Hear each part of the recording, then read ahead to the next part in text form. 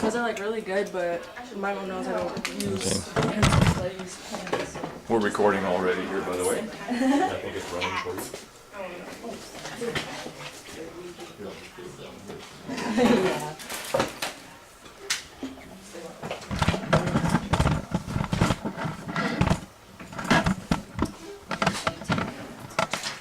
What, we have band doing something today? I don't know. What did I live for? So is Lizzie Gollivan band? She's been color guard. She's Maybe what? they're practicing. She's in color guard, but yeah. Okay. I don't like that everyone. Can we scoot in? You what? I don't Yeah, like that come there's over like here. blank spaces. It's Oh yeah, it's kind of empty Yeah. in here. It is. Yeah, well, she might as well. Is Calvin in band? Yeah. We don't need to. I'll get over it. And Brandy is in band. Yeah. They must have morning practice or something. And Haley's, She's in band. Haley's in band. Rihanna? Band is like so good. It makes you like smarter or something like that. Yours is smarter. Both of these two are in band? Yeah. What's the date today? The 14th? 15. Yesterday was Friday. If you're out of course. All right, well, welcome back, folks. We were in the process of starting on the digestive system. We've got a short day today, so we'll roll on here. We labeled some diagrams yesterday.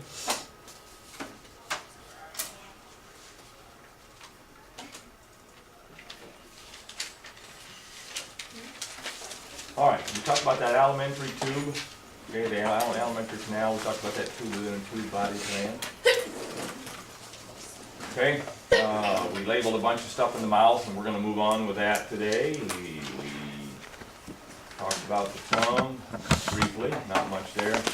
Talked about the palate. We're going to label some more of that stuff today.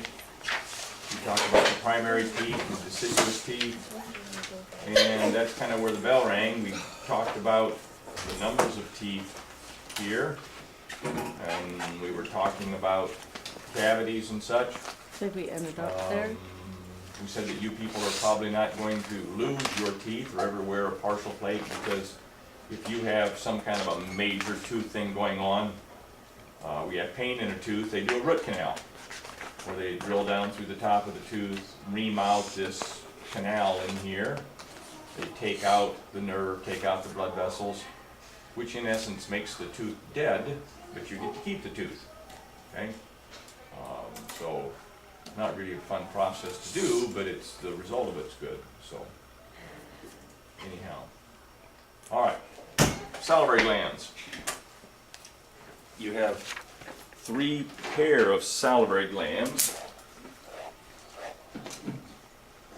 In terms of function, we'll put them all together. They have slightly different functions. For our purposes, we'll lump them all together. You have the parotids, the submaxillary and sublingual.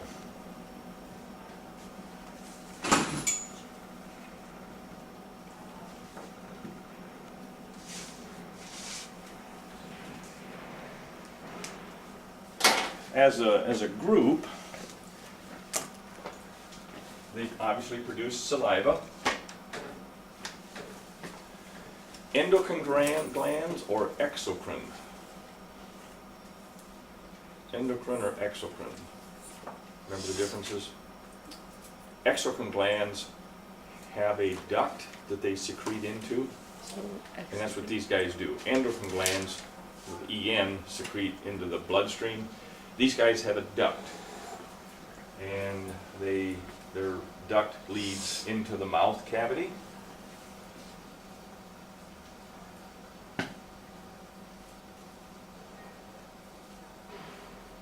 In general, salivary glands do 2 things. One of them is, or the saliva, I guess maybe is a better way to put it. The saliva does two things. The saliva starts the digestion of starches.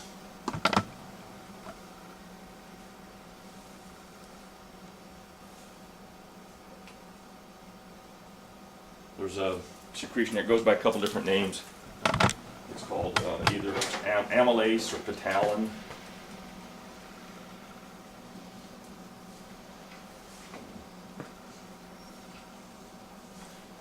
Those are two names for the same thing. This is an enzyme that starts the digestion of starches.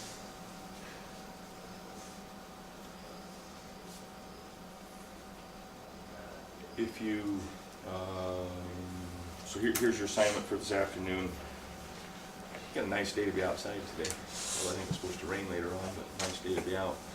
Get yourself a mouthful of crackers, bread, pasta. Pasta would work well with no sauce or anything. Something that's as neutral as possible, you know, without not having a lot of other flavors, a lot of other salt or something on it. Get yourself a mouthful of pasta and chew it and chew it and chew it and chew it and chew it. Don't swallow it. It gets kind of weird because it's going to squish between your teeth and all that, but keep chewing it.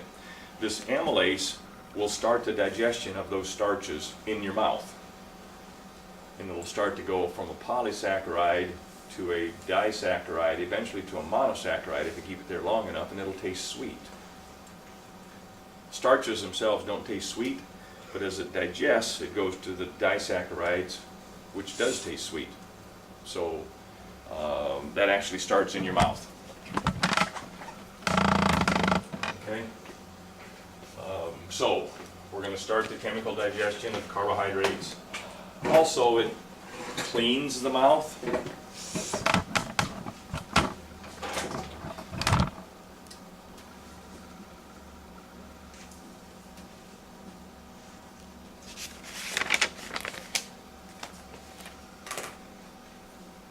Let's say for whatever reason you don't brush your teeth before you go to bed tonight, which is kind of gross.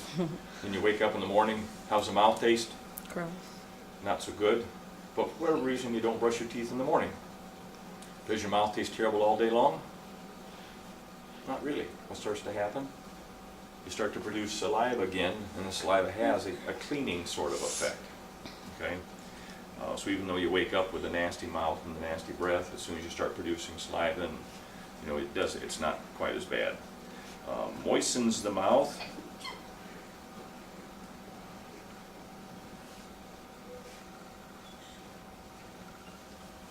We talked about this back in the autonomic nervous system in the nervous chapter. When you're nervous, before a ball game, before you have to sing a solo, what happens to the production of saliva? It like decrease. It stops, okay? And that's why you get that cotton mouth, that dry mouth, before when you're stressed about something like that. And also moistens food.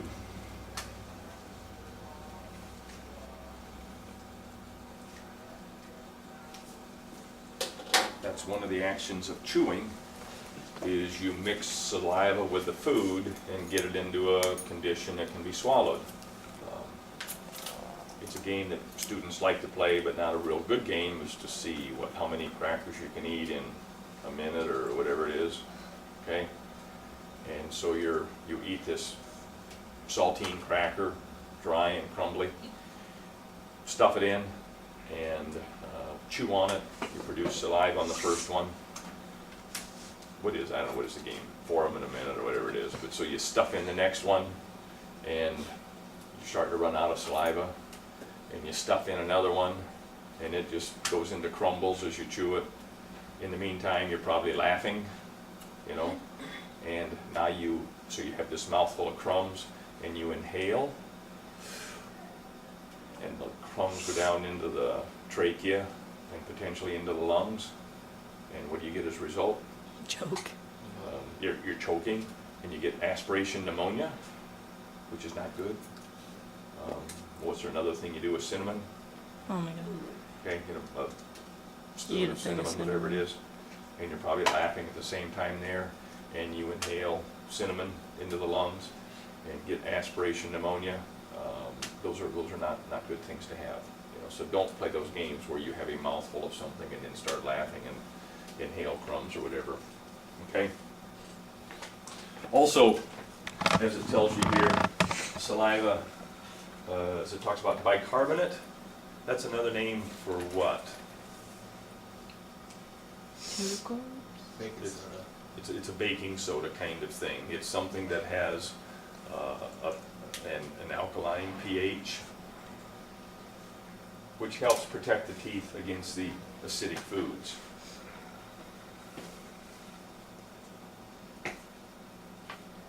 We talked briefly about the little kids yesterday. Is it a good idea to put your kids down with a bottle in the mouth, the little infants? Bottle of milk, a bottle of apple juice or something, you know, fruit juice of any kind. As you put that apple juice in the little kid's mouth and they go to sleep with that in their mouth, okay? The acid is not good for the teeth, nor is the sugar good for the teeth. Infants, it's pretty characteristic. You give them a bottle and put them to sleep. That's kind of how everybody works. But it's, if you had a chance to rinse their mouth out, I don't know how you rinse out the mouth of an infant, that doesn't work so well. You know, but you'd like to not necessarily put them down with all that acid and sugar in their mouth, but that's the way everybody does it. Okay? So, there's the amylase, which splits starch into the disaccharides. Also produces mucus. Mucus just has the watering, the moistening effect. Okay. These are the pictures of the three glands. Here's the parotid, right in front of the ear. Page 38. And you've got a diagram, thank you, page 38.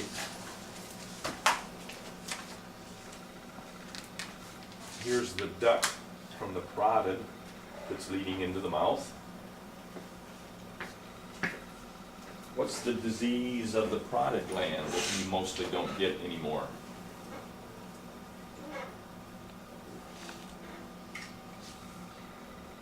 This is mumps.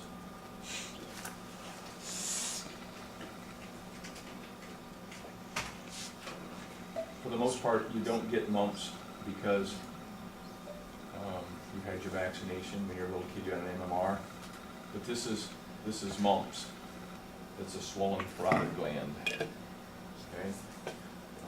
This little guy, it's not real obvious, but that's mumps, the swollen parotid gland. And there's mumps. Okay? The problem with mumps is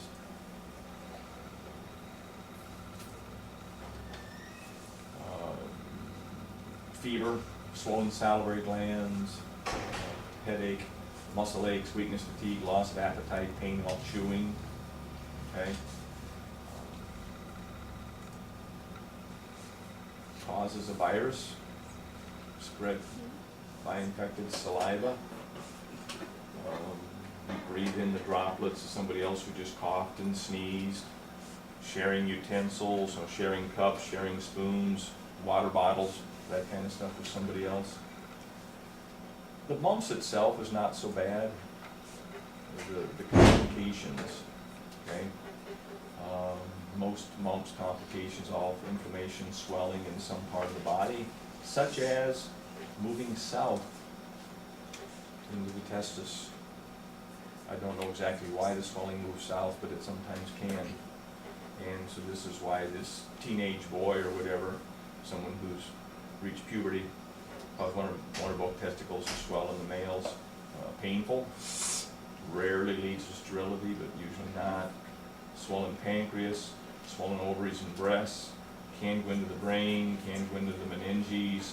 So there are some complications of mumps that are kind of nasty. Usually it doesn't go there. You prevented it by having as a little kid, you had your MMR. That was one of the shots you got as a little kid, MMR, standing for measles, mumps, and rubella. And so for the most part, you're probably not getting it. But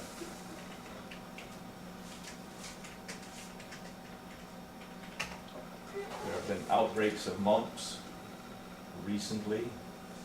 Where are we here? Here's January 12th at Indianola.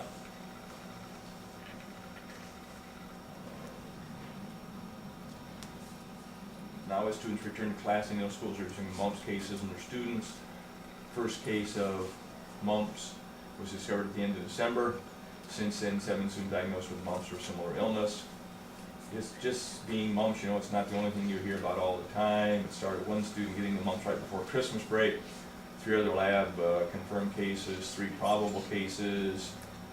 High school taking action to prevent the disease from spreading. Teachers are told to disinfect the rooms before each class period. Custodians are wiping down water fountains and other commonly used spaces. Hand washing is one of the most important ways about spreading disease, as well as covering your mouth when you cough and sneeze. Set a reminder for everyone to check their immunization schedules. 5 of the students with mumps were vaccinated. So 5 people had their MMRs. Why did they get it? And evidently that vaccination had lost some strength or whatever, not known for sure. While the district and states have measures to prevent students from being in school without proper immunizations, said the responsibility starts with parents and students. All of the students are required to vaccinate with 2 doses of MMR, and the only excuses are medical or religious waivers. It's kind of hard to get those, but yeah. So there's been some mumps in the neighborhood, so to speak. Okay. The submaxillary. What did it mean sub? I meant submandible, submandibular. Wrong name. I'm sorry. Wrong bone. Submandibular.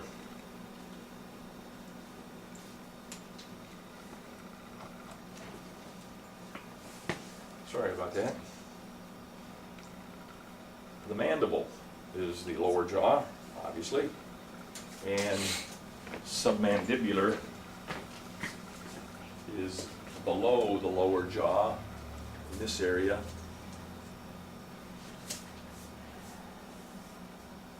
Sublingual, linguistics, bilingual. If you're bilingual, what do? Speak 2 languages. You speak with 2 tongues. You speak 2 languages. Okay? And sublinguals below the tongue, submandibulars below the lower jaw, and the parotid is in front of the ears. But there's your salivary glands. Anybody an expert at gleeking? I got a quarter here if someone wants to demonstrate for us. Anybody earn a quarter today? Anybody do it on, can't you do it on demand? I can't either, but. If you push it enough against their mouth, you can occasionally do it. Yeah, you kind of have to get, typically it's coming out from below the tongue. There's a little duct opening there, it's coming out below the tongue. Again, some people are experts at doing that. Can you do it? Grandpa sometimes plays airplane with the kids. They're sitting in the high chair, and I'll take the spoon and no, we don't take a spoon of food, and then, you know, and play with them and kind of tease them. And I think it was Carson was an expert at this. As he was anticipating food, salivary glands anticipating food, he would and this great stream of saliva, which made me proud. All right, so there's the synopsis of those. Let's back up, and we did not talk about the tonsils. Let's go back and talk about tonsils for a minute.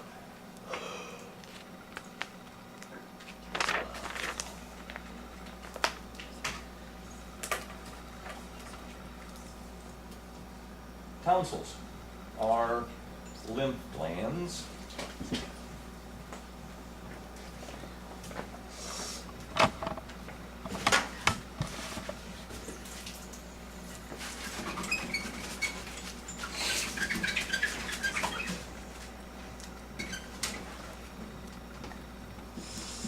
They don't really have a lot to do with the digestive system. You have lymph glands everywhere in the body, these are lymph glands, and there's a chapter coming up down the road on that. But these are lymph glands that just happen to be in a location where they're in the way, back here. Here's the lymph glands, here's the tonsils, okay? And the issue is, when they get inflamed, they swell, okay? And as they get swollen like this, they interfere with swallowing, along with the fact that they're painful, okay? Who's had your tonsils out? Nobody? I had my adenoids. Hit your head, but not the tonsils? No. That's interesting. Yeah, Okay. it was in the way of breathing. I'd suffocate when I slept. So you were snoring hard, I was suffocating. I couldn't breathe. I didn't snore. so it actually would close the airway, kind of? At what age? Till I was 2 or 1.5. Really? Okay. And I guess it doesn't take a lot to shut off the airway for a 2-year-old, it's a little closer, but these tonsils, when they get inflamed, when these lymph glands get inflamed, they happen to be in the way, okay? Sometimes you see they will almost kind of join each other. Those are really swollen tonsils, okay? Yeah, they speak in terms of their kissing as the tonsils get closer and closer together, okay? Sometimes they'll get little infected pockets on them, little white pus pockets and that type of stuff, which is kind of nasty. And here's some more swollen tonsils. Usually what happens is a doctor, kind of depends on the doctor's philosophy. They'll come in once and say, okay, we'll put you on antibiotics and get rid of the tonsillitis, okay? You come back 6 months later, we'll put you on antibiotics again, get rid of the tonsillitis. And you come back a third time, a third time in a couple years, doctor's probably gonna say, let's get them out of there, okay? Taking tonsils out for a little kid, and some doctors continue to treat it with antibiotics. Some doctors say, let's get them out, okay? Little Christy, the oldest, when she was a puppy, she had lots of tonsillitis and lots of problems with it, and kept treating it and kept treating it. The other two, we took theirs out about the same time. They were both in, I don't know, 5, 6, 7 years old, something like that. If you have your tonsils taken out as a little kid, you bounce back pretty quick. Christy had hers out maybe as a freshman in college or something. And that knocked her down a little harder. It's a little harder the older you are. It's nice to do it when you're just a puppy. But she's glad now she did. I mean, she had lots of sore throats, lots of tonsillitis. So now she's glad, but she didn't feel that way the first 10 days. She was kind of a hurting case there at first. But so those are the tonsils. The adenoids are back up higher as you look at this picture and this side view kind of thing. Here's the tonsils that you see by looking in the mouth, called the palatine tonsils, and these are the pharyngeal tonsils, also called the adenoids. Have you had a doctor look in your mouth with a mirror? If you're going to see the adenoids, you have to go up. You have to go back in and up to see them. So you're going to come in the mouth with a mirror, and then you see the adenoids up here. And as you talked about that airway closing, yeah, that's kind of what it's doing. You could breathe through the mouth, I would think, but maybe not through the nose. And little kids that have adenoids problems are typically snorers. Okay? There's a shot of the adenoids again, and they have quite often, as a 2 or 3 or 4-year-old, they snore just because of the rattling in there, and that's a sign that again says that maybe they're swollen, and you would think about taking them out then, maybe not necessarily. And it's fairly common. I'm kind of surprised they took out adenoids but not tonsils. It's kind of typical. It's pretty common that if you take out tonsils, you take out adenoids. If you take out one, you take out the other while you're in there. They're both lymph glands. comments there? All right, so the pharynx, let's go back to this diagram then. The pharynx is this area at the back of the mouth. It's not so much a thing, but it's a place.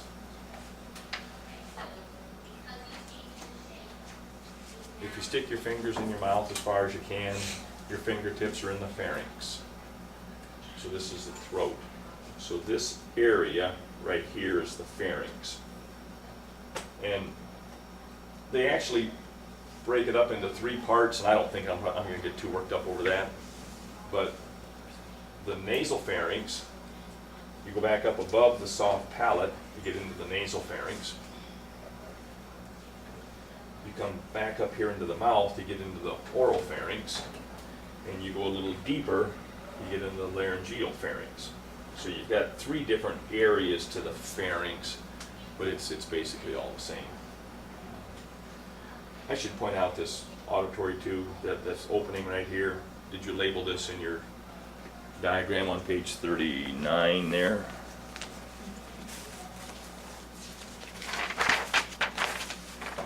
Number 2 on page 39. We talked about that back of the ears, right? We talked about that itch that you can't reach through your mouth and you can't reach through your ear. There's that opening of the auditory tube, opening the eustachian tube. That's the little guy that equalizes pressure when you swallow. You hear your ears pop. This is that opening that goes back up to the middle ear and equalizes pressure. So that's in that same area back up above the soft palate, part of that pharynx. Okay? So, here is the epiglottis, this little flap. We're going to get into the swallowing process here. As you start to swallow, you chew food, you're holding it here. As you start to swallow, it's a reflex for this epiglottis to come down and close the glottis. It's a reflex for this epiglottis to go down and close the airway. Let me get a picture that's a little bit higher here.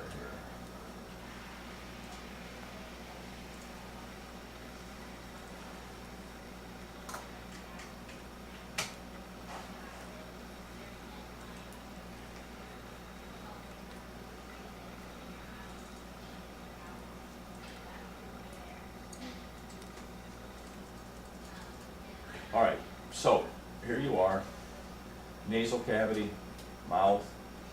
So when you start to swallow, the food comes back into the pharynx, right in here. And now the choice is the food could potentially go down the esophagus, which is what you want to happen, that's on its way to the stomach. Or the food could possibly go through the larynx, through the voice box, into the trachea, into the lungs. You don't want that to happen. So as you start to swallow, here's the epiglottis, the little flap that we saw on the bunnies, okay? And this epiglottis comes down and closes the glottis. Okay? That's a reflex for that to close, and then food heads down the esophagus into the stomach. So this epiglottis is directing traffic back there. Okay?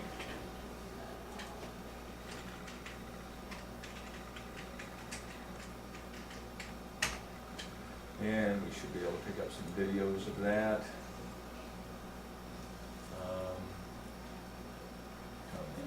That's close enough.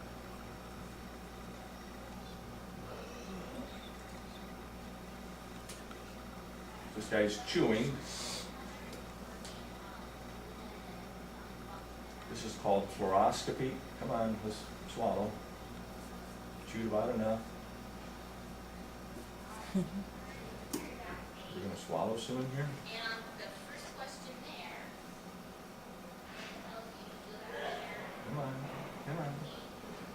Only got 8 seconds left. All right, we're not bothering anymore.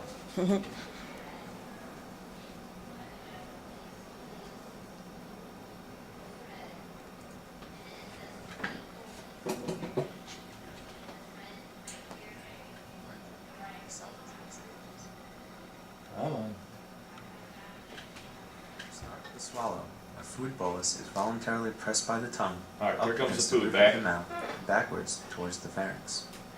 In response to activation of pharyngeal pressure receptors, the swallowing center in the medulla initiates reflexes that prevent food entry into respiratory passageways. The uvula contracts, which blocks the nasal passages from the pharynx.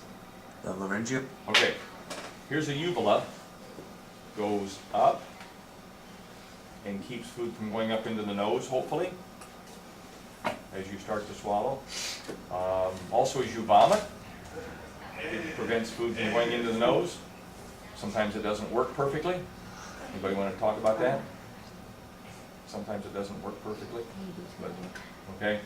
So as you swallow, the uvula goes up, blocks the nasal pharynx, and watch the epiglottis, it's going to go down. muscles contract, Here comes the closing the epiglottis glottis at down. the top of the trachea by tightly aligning the vocal folds. The epiglottis swings down upon the closed glottis. With all airways blocked off, respiration is temporarily inhibited. As the upper esophageal sphincter relaxes, pharyngeal contractions drive the bolus into the esophagus. The oral pharyngeal stage is done and breathing resumes. And During the esophageal stage, a primary wave of peristalsis initiated by the swallowing center pushes the bolus through the esophagus. As the bolus travels through the esophagus, the lower esophageal sphincter relaxes, allowing the food to enter the stomach. If the bolus is sticky and adheres to the esophagus, secondary peristaltic waves triggered by the intrinsic plexus at the point of distension completely clear the esophageal lumen to finish the swallow. a bolus is a chunk of food. That's what that is. Okay? Swallowing occurs in two stages. The oral So you're is going to chew. voluntarily pressed by the tongue up against the roof of the mouth and backwards towards the pharynx. In response to activation of Uvula's pharyngeal gonna pressure close, receptors, epiglottis the swallowing closes. center in the medulla, which Watch blocks the the nasal epiglottis come passages down. from the pharynx. The laryngeal muscles contract, closing the glottis at the top of the trachea by tightly aligning the vocal folds. The epiglottis swings down. At that moment, you can't breathe. Okay? There's a moment during that swallow where you shut off air. And it's a reflex for this chunk of food. And when this chunk of food gets deep enough back here, it's a reflex for the epiglottis to close. And that prevents food from getting into the airway. Okay? So you're, what time's the bell ring today? 50? Okay. So it's a reflex for that epiglottis to close as you're in the process of swallowing. Has anybody choked on something? Pardon? Not legit. And kind of seriously choked? Okay. Lifesaver mitt. Pardon? Lifesaver mitt. with the Lifesaver mitt? hole in the middle, so I wasn't really choking. But I was So you were okay? Yeah. So you've got that chunk of food that comes back into here. You're in the process of swallowing it, and whatever it is, the lifesaver gets stuck right here. Okay? And the airway's closed, and the food is stuck. You're choking. Okay? I am not certified to teach CPR. Okay, I'm not teaching you CPR, but we're having a discussion here. What are you gonna do? I had to give someone Pardon? I've had to give someone my Have you? Yeah. Okay. Grandma. Uh-oh, grandma, huh? It was the scariest thing ever. Yes. Yeah, you were kind of the only one there, kind of, or? Yeah, it was just like a piece of kettle corn, but she wouldn't like tell me that she was choking, obviously, because she can't. But she never like gave the sign, so I was like, But you just give them the hind, like you like hit them on the back. Yeah, so you did the back blows? I did the back, yeah, Okay. but the other way was. Yeah, typically you know, if that food is stuck there, they can't breathe, and they go from, oh, I'm embarrassed, I hope nobody sees me, to, I'm gonna die. Okay, it's a fairly short trip, you know? And because you start to panic real quick, and that really doesn't help things at all. And so hopefully then you would give the universal choking symbol, which means I need some help here. Okay, and thank you for volunteering. And there's two options here. One is the back blows, okay, just to hopefully loosen it. But the other one is to come around, and right there's the xiphoid process. Right there's the belly button. Where are we going? right between them. Okay, so you're gonna make a fist, I'm not gonna do it hard, but you'd make a fist there and collapse all that in. You've had somebody knock, thank you, you've had somebody knock the air out of you. You've fallen and knock the wind out. That's what you're trying to do. You're trying to collapse all this, okay? And it's not one of those things where you go, whoop, whoop. Are you okay now? Whoop, whoop. Did it come out now? Okay, it's, okay? And you said it was a kettle corn? Yeah. Did it come flying out? Yeah. You did it well then. Yeah, if you get this chunk of food, you want it to fly out. It's kind of the equivalent of hitting somebody in the belly. That's kind of what you're trying to do. And so you do it right the first time. Then the food comes flying out and off we go. Okay. My mom out here at Bickford, one morning, I'm gonna pick her up and go to church, and the nurse called and said, "Hey, your mom just choked on some food." This was before I went out to get her. Really? I said, "Yeah, the cook had to do the Heimlich on her. In essence, saved her life." Okay? And I said, "Wow, that's cool," you know. And I went out and thanked the cook and whatever. "Mom, how you doing?" "Fine." "Heard you had a little problem with breakfast this morning." "It's okay." "Ready to go to church?" "Yeah." So off we went to church. It was no big deal to her at all, you know. But yeah, the cook saved her life. So we'll pick that up tomorrow.